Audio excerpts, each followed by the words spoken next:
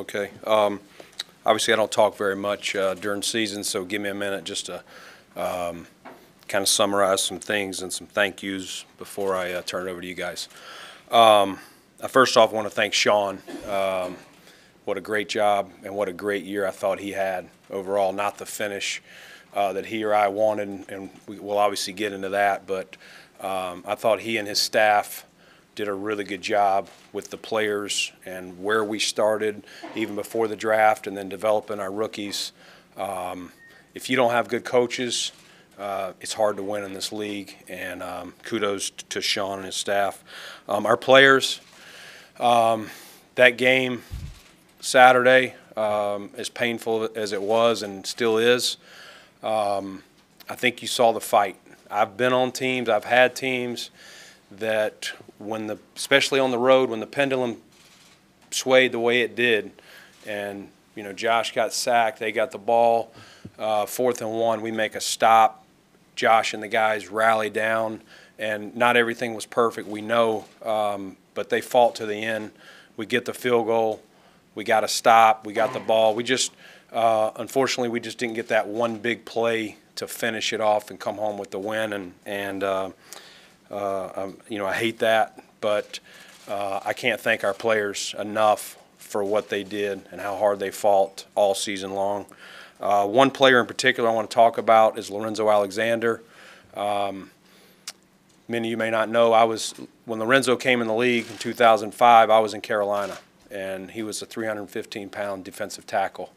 And to see him develop into a man and what he became, you're talking about reinventing yourself. I don't know anybody that's played in the league that started as a D-tackle and finished as a linebacker. And then off the field, what he did and what his family brought to this community, second to none. And will be missed. I know, talking to Lorenzo, and he sent me a great note yesterday. He still wants to be a part of this community. That's how much this community means to him and his family. So I think we'll all be blessed with that. The Bagulas, Terry and Kim. I mean, Sean and I are very fortunate. You see things all over the league with ownership that changes or doesn't fully give the support that a coach and a GM need to be successful. You guys see it here every day. You walk in, you see that weight room that we got last off season. The funds to build our staffs, to build our analytics, to build whatever we're trying to build. It's been a big change from 3 years ago when Sean and I got here. I know we got here at different times, but they have never batted an eyelash at what we need, and I know that won't change going forward. So a big thank you to them. And then I want to finish up with our fans. I'm just blown away by our fans, and I know our players are. I've never heard players talk so positively about their fans, because we know, especially in the social media world, fans can be very passionate and there could be a lot of negative energy. We lose that game the other night. I was just shocked how many people at 2 or 2:15, whatever time it was, were out there with signs, cheering. If you just walked up on that scene, you would have thought we won the game. And, I get emotional because I felt bad for them. And I feel really bad that we didn't win that game. And, you go back to Nashville, Miami, and Houston. Like Nashville, that game, that was like a bowl game. Like it was. Their team does something good, you hear that side of the stadium. Our team does something good. I mean, it truly was like a neutral field. And to have Bills Mafia, Bills Nation support us that way all season long, it's unmatched. And I'm very appreciative of our players, our entire building, and I know Terry and Kim are as well. So apologize I got a little bit emotional, but I feel bad that we didn't get that win, but I promise you our guys are hungry and we'll be back.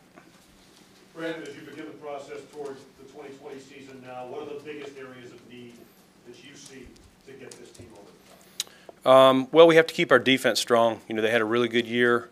I would say you got to be strong in all 3 phases. We want to be better on special teams, and our special teams I did think improved from a year ago, but we're not happy with that.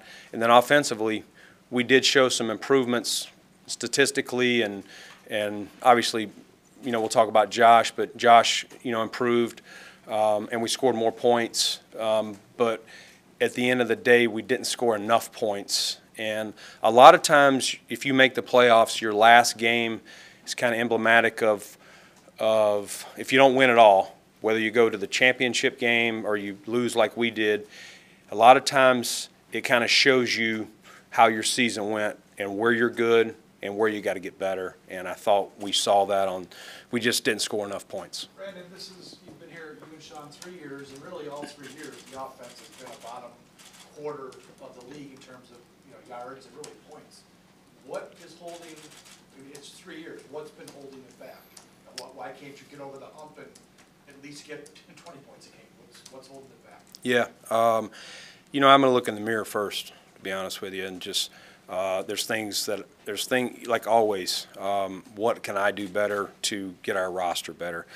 I think if you're talking all 3 years, first year we came in and it was our first time around Tyrod, and it was a different offensive coordinator. So I don't think you can totally count that. We made a decision at that point that we were going to draft a young quarterback.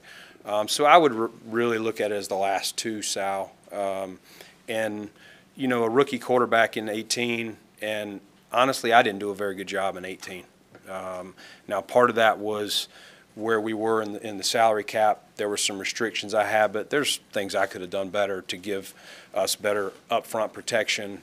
I think we hurt Josh a little bit on that, and we honestly didn't plan on him to play as quick as he did, but that was the best move for us at the time last year. I think it paid off, but I think it was painful early on.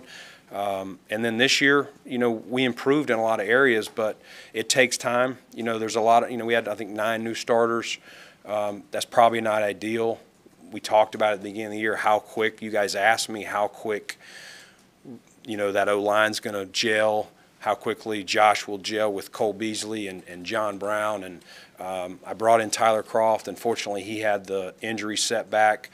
So Dawson Knox he's cast in the forefront and did a lot of good things for a young player, but I know there's some plays he left out there that hopefully will get better. I think it's a combination of things. Year 2 in Brian Daboll's system, I saw improvement, but Brian will be the first one to tell you that there's things he would want to do as well. But I think we at least took a step forward, but we got to take another step, to your point, Sal. The fan base to which you referred is clamoring for receiver help, and the clear thought is Josh will become significantly better. Offense, the scoring will become significantly better if this team gets big-time help at receiver. Do you agree with that premise? And is that, if so, do you see this offseason as that being a critical place to address? Vic, it's a great question. It's one of the many positions that I think we need to try and get better. I don't think we're not going to go in and just throw a bunch of money and throw everything and at receivers or anything like that. But we're going to try and find. We'll obviously the first place we'll be looking is we'll be going to these all-star games and seeing what's there. And free agency's first on the calendar. So we'll take a look. We're already looking at that, but sometimes guys re-sign or get franchised, things like that. But no, that's a fair question. But we're not just looking at. I don't think we're one player away from. I never think you are, and I definitely don't think we're one player away. You lose the first round of the playoffs, that doesn't say to me the Bills are one player away from being exactly where they want to be. But that's definitely a position that we're going to look to see if we can find more talent. Obviously they showed growth. He's delivered in some clutch situations. Maybe there's been a lack of consistency. And what happened, in the second half of that game Saturday, and how he kind of unraveled in a couple of situations. As a talent evaluator, what's your view of where he's at right now at the end of year 2, heading into year 3? Yeah, I think Josh is a young player, and overall I'm very proud. Thing about Josh, we had our exit meeting with him. He's the first to, you don't even have to start going down, areas of improvement. He's got them. He's very aware of where the things he does well and the areas. And I think we saw that if you just take it back before we go to what happened Saturday. When he walked out of here a year ago to when he came back in the spring, you all that were at practice and training camp, and then obviously it carried over into games, he improved in a lot of areas. Is he perfect? Is he where he wants to be? Is he where we want him to be? No. But he's got the DNA to continue to improve, and I have no doubt he is disgusted, like we all are, that we didn't finish that game and come out with a win. I think, you can talk about playoffs, and you can't simulate it, Adam, until you play it. And I think sometimes Josh, he wants it so bad that sometimes he tries to do too much. If we're not moving the ball at times, I think that's probably one of the things he's got to work on, is still playing within himself. I think he tried to put all 45 other players on his back and do things that maybe are a little bit out of, he shouldn't do. And, Deshaun Watson made some great plays. I'm sure he's seeing what's going on. Well, man, he's making some great plays. I got to go do it. I'm sure it's all in there. He's a fiery competitor. And I would much rather have those errors than check down Charlie, being timid. You know what I'm saying? All those types of things. So I'm very proud of Josh. I have no doubt that he's going to come back an even better version of himself in April. In that sense, how do you Go ahead, John. How do you keep him? How do you maintain? How do you coach that out of him? The hero ball, perhaps. And how do you? Is it just from experience, or is there a worry that this is a hump he can't get over? I don't think there's a hump that Josh can't get over. I think he's so determined, and he can.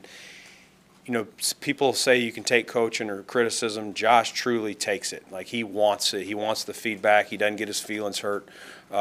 He knows every question that you guys are asking about him. He knows. Like, he's very in tune. He knows it when he does it. I know he comes off the sidelines like, I know I can't try and force that ball. I know I've got to protect that ball. If it's a sack fumble or whatever happened.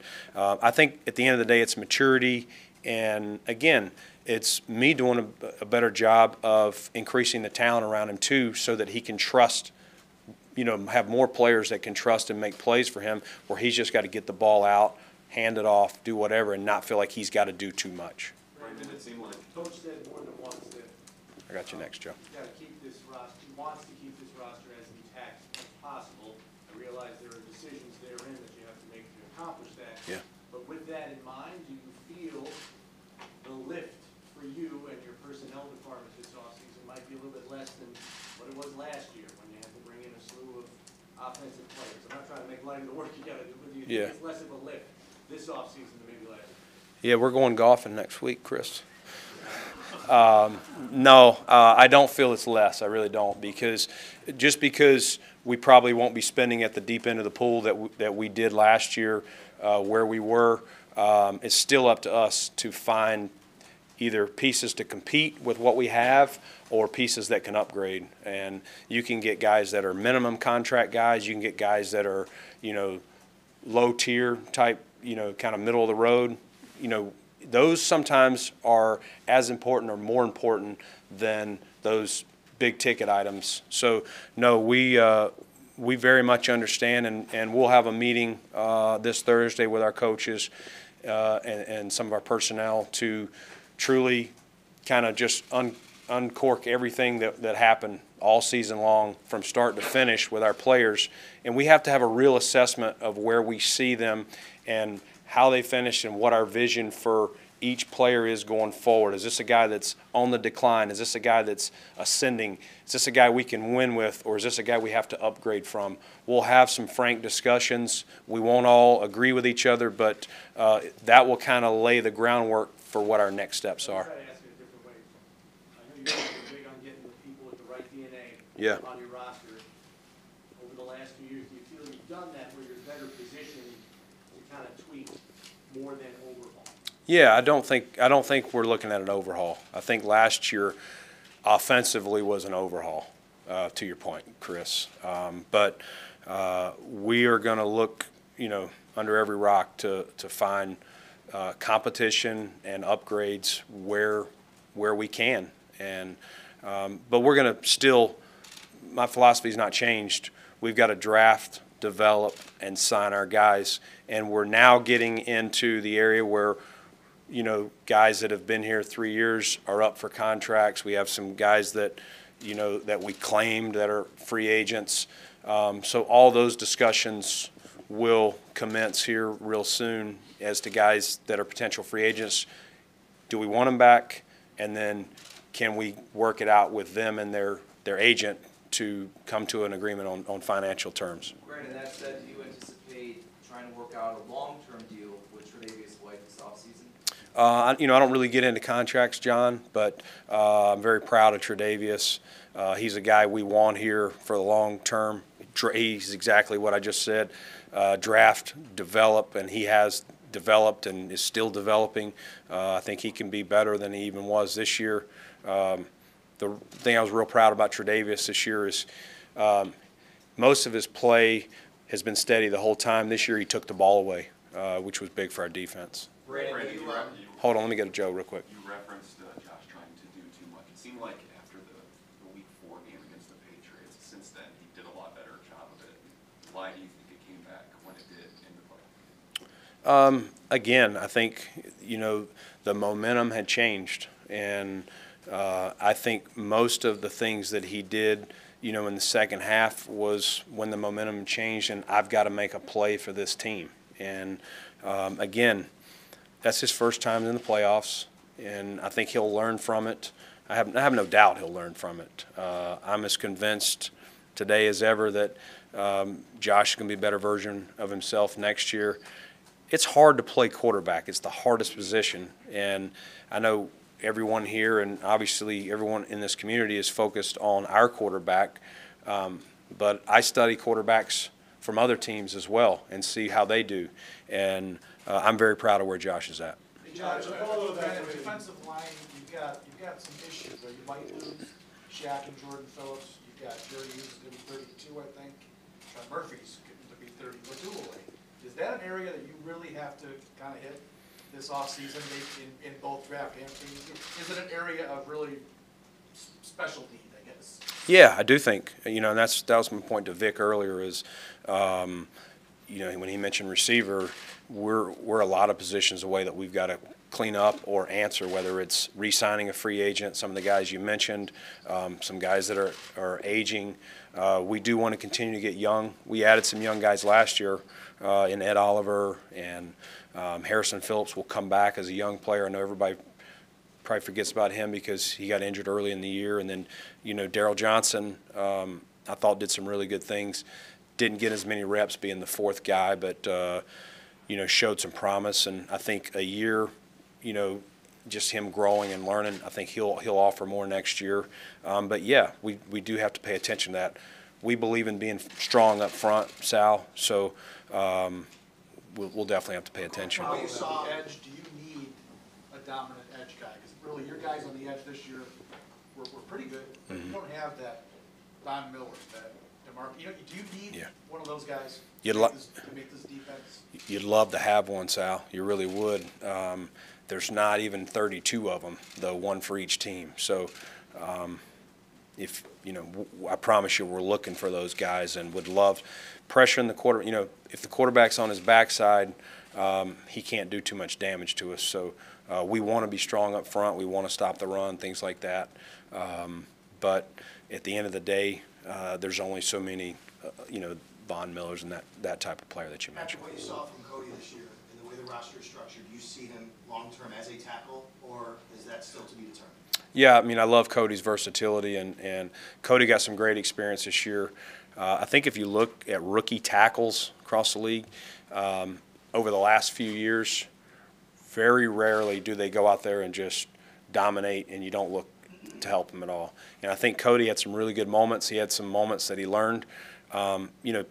Just take his situation, playing at Oklahoma, never being in a 3-point stance, It's a big change to then do that. He's not facing DeMarcus Lawrence, Von Miller, J.J. Watt. You can't replicate that stuff. We can try to tell him to practice it all day long, but until you go through it and feel that speed in an away stadium where you're going off silent count and that guy's coming off the ball the same time you are. You know, at home it's a little bit easier because you can time up your cadence. On the road you can't. You're out here on an island. You're trying to look back at the ball. You're trying not to jump. You know, overall Cody did some really good things. I would say we love his versatility, and you know we like that with all our O linemen. You know, John Feliciano did a great job this year when Mitch went down a couple times of being able to jump in at center. So we just look at him as a versatile piece. I'm not going to stamp him in as tackle or guard. You know, we'll see how it plays out this offseason. Do NFL teams need elite quarterback play in order to win a Super Bowl? If so, what did Josh show you to make you believe that he can get there? Yeah, I mean, we don't win 10 games without Josh Allen, first off. He did a lot of great things. Was everything perfect? No. Elite quarterback, it's a quarterback league. So if you do have elite quarterback play, it definitely ups your odds. I don't want to sit here and say you can't win a Super Bowl without an elite quarterback. There have been some cases, but generally speaking, Josh, most of the teams that advance in the playoffs year after year, and the teams that are steady, you know, winning their division, have good quarterback play. As a follow-up to Josh's question, there's a general school of thought that I've been told among NFL personnel people that with young quarterbacks, to jump from year 2 to year 3, that oftentimes is when the most progress is made. Given what you've seen from Josh, is that your expectation for him? And the fact that he's got a postseason game under his belt, how much does that help? Yeah, I think it does help. I think that was one of the things that I was excited about, making the playoffs. And I mean, I wish I wasn't up here right now. I wish we were still preparing for another game. But that he now has one playoff and a road playoff game under his belt, you can't replicate it, Adam. And so I have no doubt that Josh is going to come back. He is so hungry, so determined he knows he has doubters. He knows all the people from the day he was drafted and still today. And he understands that's the world we live in. He could play 3 good games, but the first time he has a bad game, all the naysayers are going to jump on him. He is self-aware. He understands what he has to do.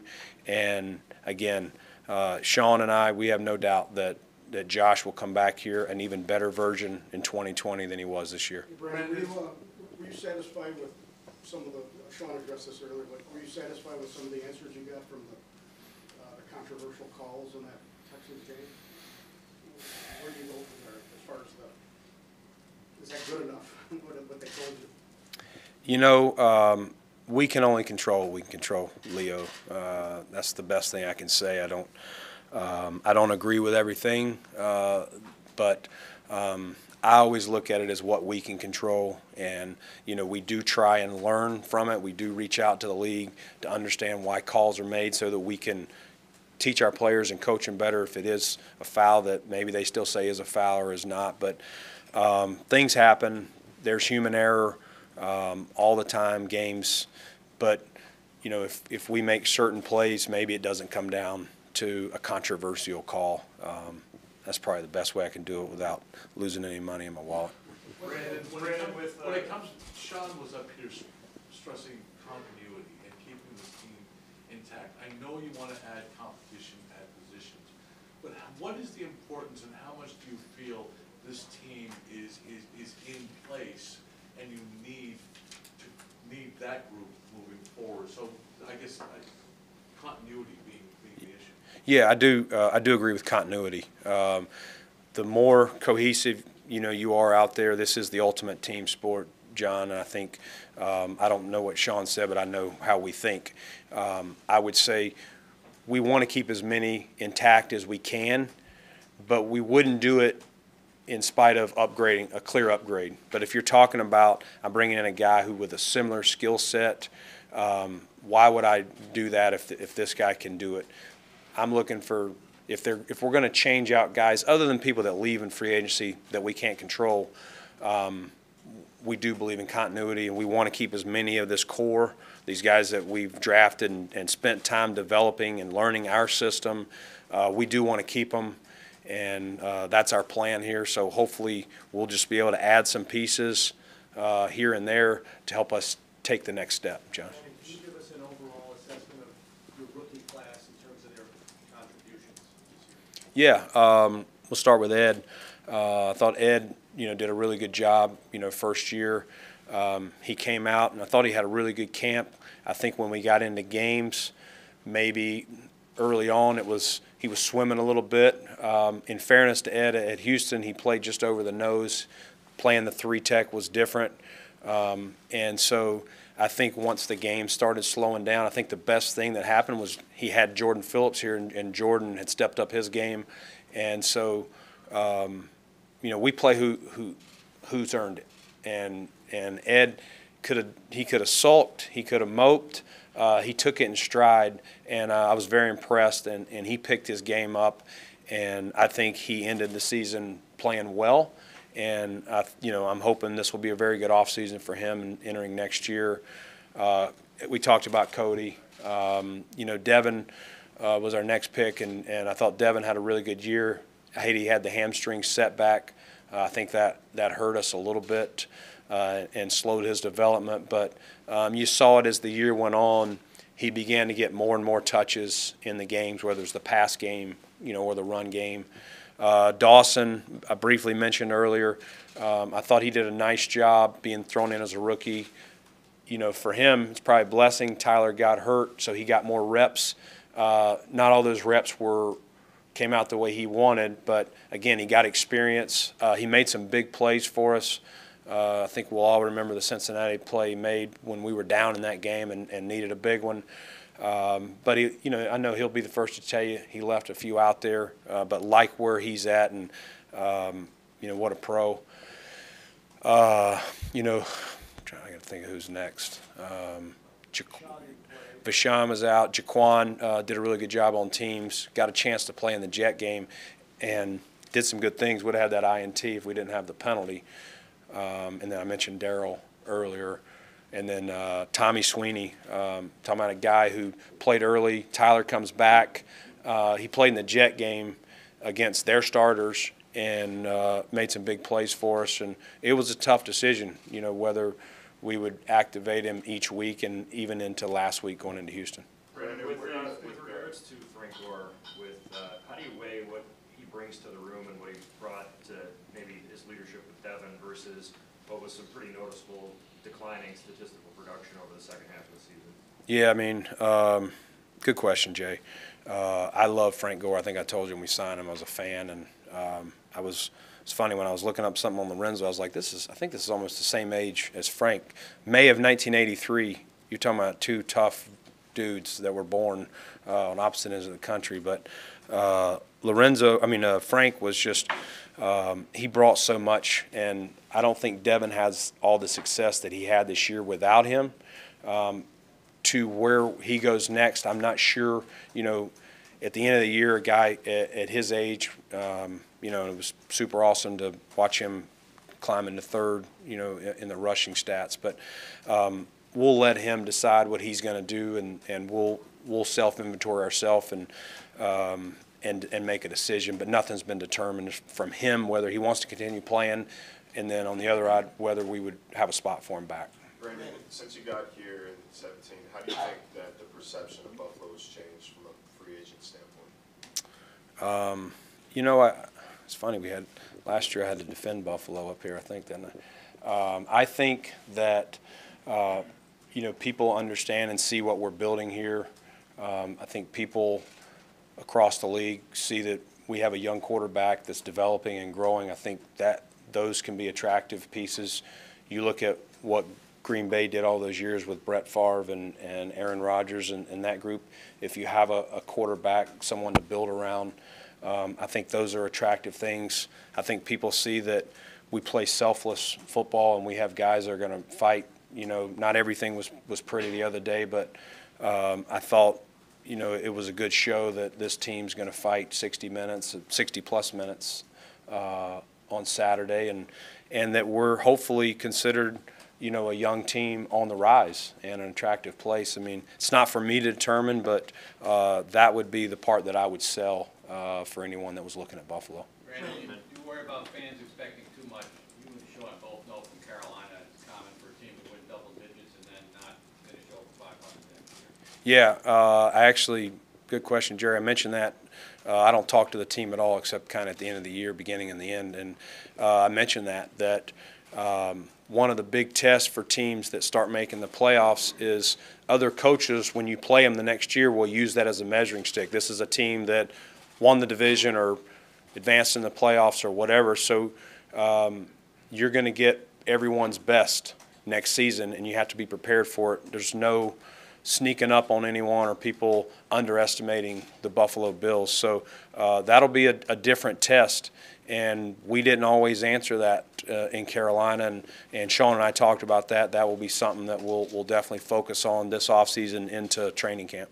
Sean mentioned the need for urgency this offseason. How do you balance that as you're making roster decisions? You've had such a patient approach in your first 3-ish seasons. Yeah. How do you balance that while also, you know, maybe sprinkling in some of that urgency but not getting carried away?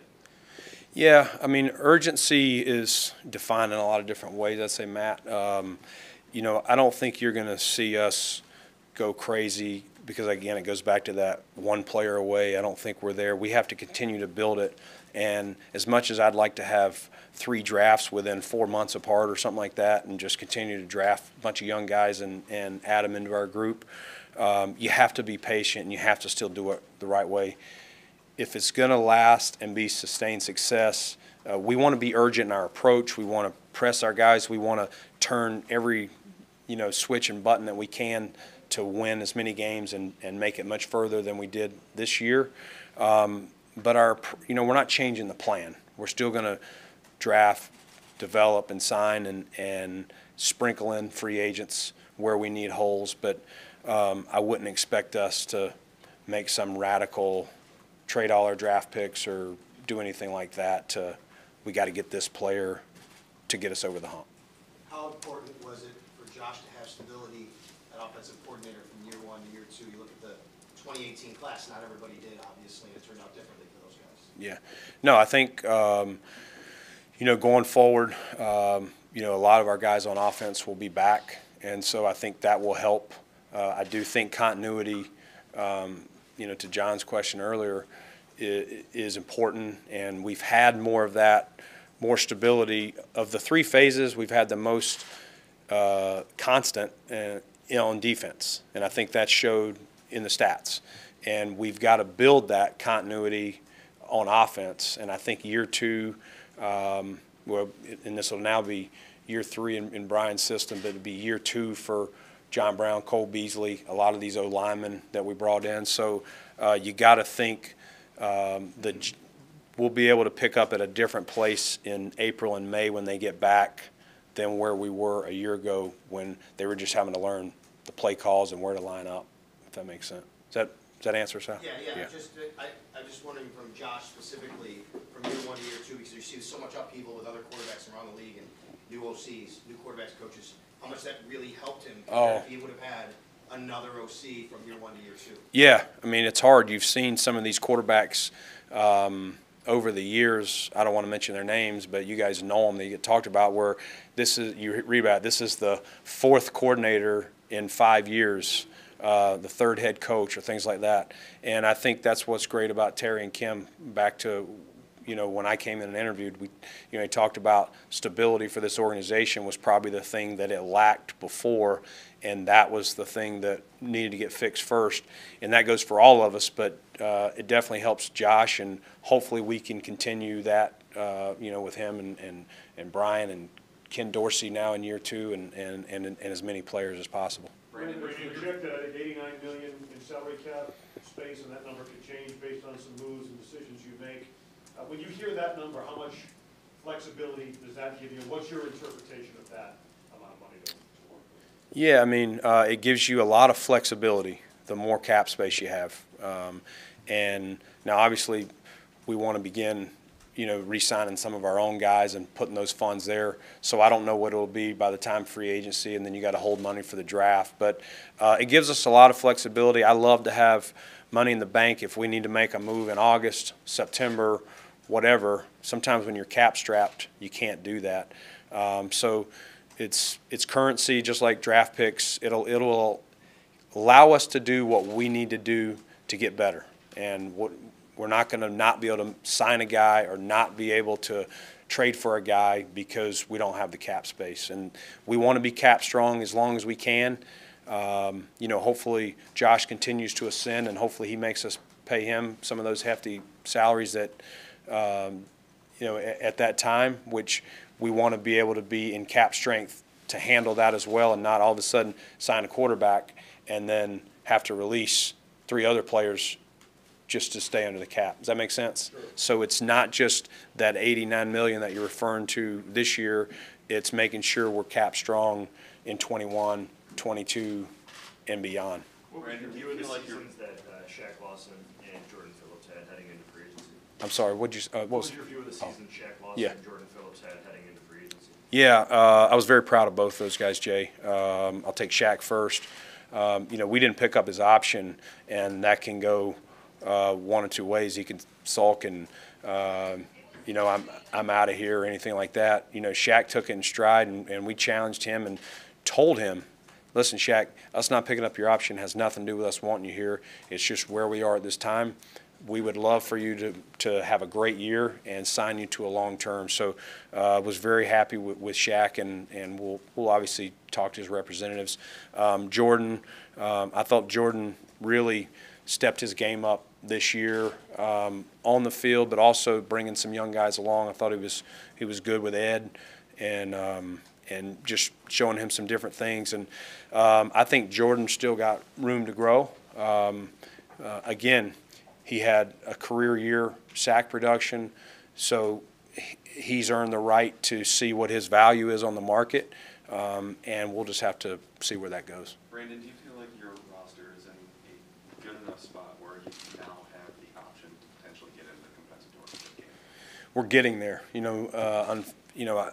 I would love to say we're at that point where we're going to get them. I think they do help you. We've had to use other avenues, whether it's trading a player, at the end of camp or things like that, to add some of those picks that you can get. The more we can continue to draft and just re-sign our own, and then when you lose a few and not have to dig into the free agent market, it helps. I think we're getting there, Joe. We don't have a lot of free agents this year, so I'm not sure this is the year.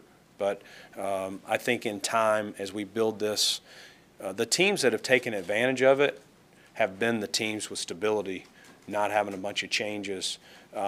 We're still early in this, going into year 4 of a total rebuild. So I think Sean and I will get there with that, but I can't say this will definitely be a year that would happen.